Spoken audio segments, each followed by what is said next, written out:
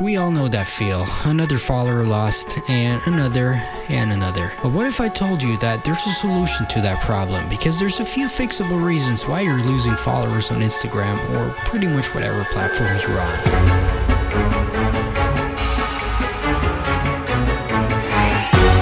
I get that quite a lot, to be honest. Dominic, can you help me lose followers? No, that's actually, if you want that to happen, call me. Yeah, I have somebody in the room who can help you lose followers faster than anybody else here. But what I actually wanted to say in this video is, hey Dominic, can you help me? I am losing followers. Something's happening. What am I doing wrong? And lucky for you, my friends, I've compiled a list of maybe 5, maybe 6, maybe 4, maybe 7 most common reasons why you're losing followers, what you can do to stop it, and what you can do against it. That's the same thing as stopping it. Anyway, let's get into number 1. Sometimes losing followers is actually not a bad thing. And what do I mean with that? Let me ask you a question first. Would you rather have 1,000 followers that are super engaged with your content and click everything, like everything, are super engaged in the comments, or 4 million random people who are following you, who give you some likes, but they won't click on your links, they won't buy anything off of you, and it's basically just there to make you look cool next to your friends? If you don't know what I mean, there's been an influencer. I did a video a couple of months, probably even ago, about this girl who has, I believe, 4 million followers, but she couldn't even sell 18 t-shirts. Which is very interesting. I did a video, it's linked somewhere. See, here's the thing. Instagram right now is doing a lot of purging themselves. They're actively identifying fake followers, bots, spammy people who are kind of don't like the rules too much. And, they constantly evaluate the people who are on the platform. And by purging all those people, by deleting those followers from your account, for example, it's actually a good thing, because those followers are bad followers, if you will. Those followers have a low trust score. They bring you down, they bring all the platform down, and they won't engage with you anyway. And they're not real engaged followers who are just here for you, for example. And by constantly trying to make a purge on Instagram, your engagement actually will go up. For example, I'm losing followers right now because I do it for myself. I have a system behind that to analyze my goals followers, low trust score followers. And while, for example, I'm losing followers right now, my engagement rate goes up, because you have to understand how the Instagram algorithm works. Basically, they take a look at your content, they take a look at your audience, you post something, and first of all, initially, your content is just gonna be shown to a couple of people. Let's say 50 people, 100 people, and depending on how they react, on how they behave with your content, they're gonna expand the reach of this profile. You always have some split testing going on between similar content and your content, and depending on how well your content does with your followers, the more people are going to see it, the more your engagement rate is going to go up, which is actually why losing followers sometimes might be a good thing. So by having less but more engaged followers, you're actually upping your chances of blowing up a lot. I know it sounds counterintuitive, but it's actually true. Just try it out. Like I said, I'm doing it right now all the time. I'm slowly purging it out. Engagement rate went up even on my personal profile. Which actually brings me to the second point. Maybe you're just boring. Maybe you're just not interesting anymore. Now, here's the thing. People's interest shifts all over the time. What's interesting right now might not be interesting anymore in 6 months, in 2 months, in 1 week, depending on your content and depending on your target audience.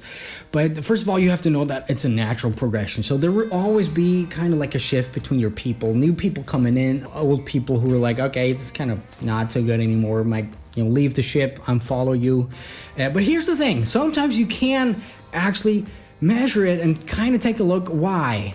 Could this be the case? Am I really being too boring, and why not? And by figuring that out, and first and foremost by checking your analytics, you can figure it out, adapt to it, and get your numbers back into the green. So for example, let's say you have had a time where you've been crushing it on Instagram. You're like, okay, every post gave me a certain amount of followers. I got a way better engagement rate, way more engagement, way more comments and stuff like that.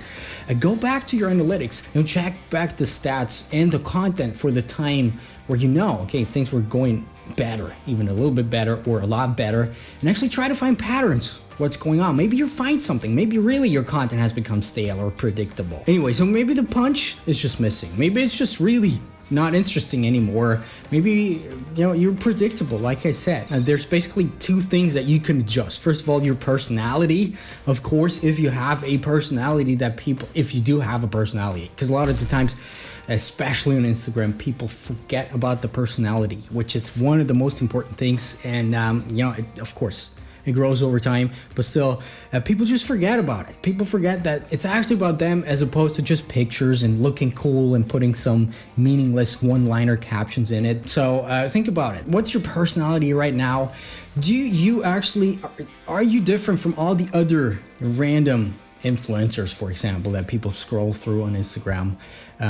You know, can you make points with your personality? Yes or no? If no, well, just try to put yourself out there a little bit more. It's gonna come naturally. If it doesn't come naturally to you, bad luck. You know, maybe that's not your thing. But doesn't mean, by the way, that it's a bad thing if your personality doesn't really come out. I've been recently just looking at some old videos of mine. Oh boy, crazy. I don't even want to watch them anymore. Don't watch my old videos. It's so funny. Anyway, people were saying I don't have a personality, I have a shitty personality. But things just can change over time. You get more accustomed to the platforms of putting yourself out there. And the other thing is actually comes down to the content value that you provide. Do people really come to you for some sort of content? Do they want to learn something for you? Value could be a lot of different things. Entertainment, you know, how to value. Personality, always good. If it could be a unique thing, you know, the value that you provide is your personality because it's captivating, or just it's a thing that's just lingers over everything. But basically it's about fulfilling some sort of specific need of the people. So try to really break it down to the core and try to figure out one specific need that you actually want to fulfill with your audience. You know, just one thing right now, just focus on that on top with your personality. I'm sure your content's not going to be too boring anymore, and people are going to come influxing to you. Another thing that could happen is you're just not relatable anymore, / you're a sellout. And I've done some research, especially with some bigger influencers in the fashion niche or the Instagram influencer niche. If that's a niche, it's not a niche, but you know, still people think it's a niche. You know, a lot of times I see people sell out in a way, you know, nothing's relatable. It's just about their pictures. It closely ties together to the last point, by the way, but it's just a one-liner or something. Some pictures were cool, but that's about it. And most of the times, pictures are about some collaboration, some ad, some link, you know, link here, link there, something about that. By the way, we're gonna talk this link here, link there, advertising, all these things. I'm gonna do a video later this week or next week talking about that, because the Instagram algorithm actually tracks things like that, and there's been some really interesting findings that I've found. You know, what I wanted to say is try to be relatable. Don't try to be cool. That's another thing that I see all the time with newer people who go on the platform. They just try to be cool. You know, look at me, I'm so cool. You know, I'm sitting here and I'm doing this, I'm doing that. Nobody cares. You know, it's about relatability. We've had that for the past 10 years of people acting cool, of people showing how cool they are. Look at me, I've got this camera, you know, I'm a photographer, videographer, whatever. It's an amazing camera, by the way. I'm looking for a film for that. If anybody knows some Super 16 film, I'd be happy to buy that off of you. Anyway, you know, just don't try to be relatable as possible, and don't try to oversell yourself. If every other post is about you selling something, if about you linking off of the platform, you having something to sell, advertising, corporation, something like that, nope, it's not cool. You know, people are gonna become bored. Everything, it's just bad. Another thing is a quick point that I'm gonna give you right here, and it should be obvious. Have you ever participated in DM groups, bots, some other strategies that are not so white hat? Well, could be a reason why you lose followers. First of all, Instagram cracks down on those people who use these softwares, DM groups, stuff like that, because they don't want to have the engagement of their platform inflated because of advertisers and stuff like that. You know, basically some reason. And also, if you've done these things, the followers that you might have gotten might have not been that real. They just might have been some spammers who were not real, who were just there for themselves. Because, in the end, everybody's just in there for themselves. And if you participate in this DM group, for example, and all of a sudden you're like, oh, wow, I got 500 likes and, 100 comments and stuff like that. But, they're not real. People don't really care for your content, just for them. Instagram knows that. And if they overdo it, they're going to purge those people as well in their purchase, in their purchase. And, that's why you might be losing followers as well. Point number 5 is actually you're not consistent enough. And before you tune out and say, it's so boring, it's just the same advice that everybody else gives, let me really give you an explanation of why this is so important. It's because of the of course, it's about your audience first and foremost, but it's also about the algorithm. Let me tell you why. See, the algorithm relies heavily on all these different data points. The followers, how many shares you get, how many likes you get. We're going to get into that in the next video probably here. The more data points you give Instagram, the more they can do with it and the more they can try to understand. You have to know Instagram and Facebook, their pixels, their advertising algorithms behind them, for example. They are amazing. If you train them, if you give them enough data, they're going to find a purchaser. They're going to find somebody for you. And that's basically the same that's happening in the Instagram algorithm. And by giving them more data points, you're gonna make it way easier for the algorithm to find your audience, to actually find the audience for you. And then all of a sudden you're gonna be featured in Explore hashtags and stuff like that. And naturally, the less you post, the less data points you give them. And if you just post a few times and actually give Instagram bad data points, just bad content, just stuff that's not really working, guess what's happening? You're sailing out, it goes downhill, and you're losing followers. So try to give them as many data points as possible, as high quality data points as possible. Like I said, we're going to talk about it in the next video, which, by the way, you should subscribe and hit the bell if you want to find the next video, because it's been hidden. It's going to be hidden. No, it's not going to be hidden. Who knows? Anyway, another huge point is actually being laser focused. And that's so huge, and people they don't want to really believe, and they want to forget that. Here's the thing, people don't have time anymore. There's so much different content out there. There's so many new experiences coming towards them, and they just get confused, and it's just overwhelming for people.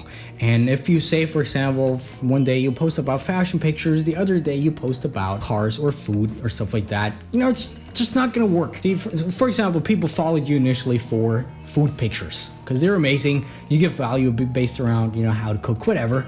And all of a sudden you're like, okay, I just want to do some fashion posts and car posts, me being cool in front of my car. And you're gonna scroll through their feeds and they're gonna be like, what is this? What? People are forgetting you. People are like, why did I follow this account? And especially if the personality factor is missing from before, people have no idea who you are anymore, and then they're gonna hit the unfollow button as fast as you can think. And this is another thing, of course, if your audience expands, and I say between 10 to 50,000 followers, probably you can expand all of your things. But in the beginning, try to stay laser focused. People need to get to know you over some time. And another thing is, time is a huge factor.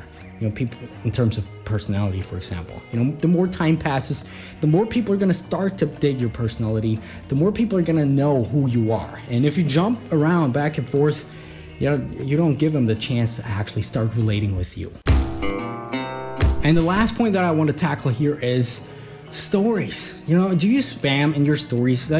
Be honest. Let's be honest with each other. Are you really providing value in your stories? Let me give you an example. A lot of the times if you scroll through Instagram, a lot of people, they just repost funny things in their stories, some funny memes and stuff like that. But, just to be completely honest, we're over it. Nobody cares about that. If people care about that, they follow a meme account, for example, and that's it. And by you doing that and by you spamming stories, you're not giving the algorithm the right data points. You're not really adding some value to people.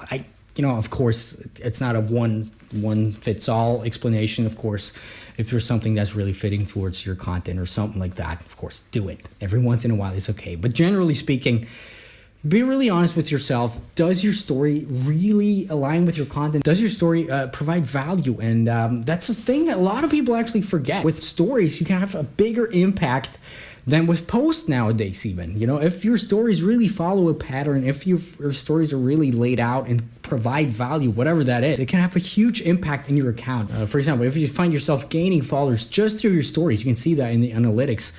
You know that there's something right. Plus, the algorithm knows that. The algorithm's going to value that. And it can go so far. So, you know, if you really want to get into this whole thing, check your story analytics. Each and every one of those, see, did I get some followers through some story? If yes, why could that be? Basically, if you optimize all these things that we talked about, I believe it was 7 tips. 7 tips. You're going to see yourself not losing followers anymore. You're going to see yourself gaining followers, maybe even hitting the explore page and the hashtag pages and stuff like that.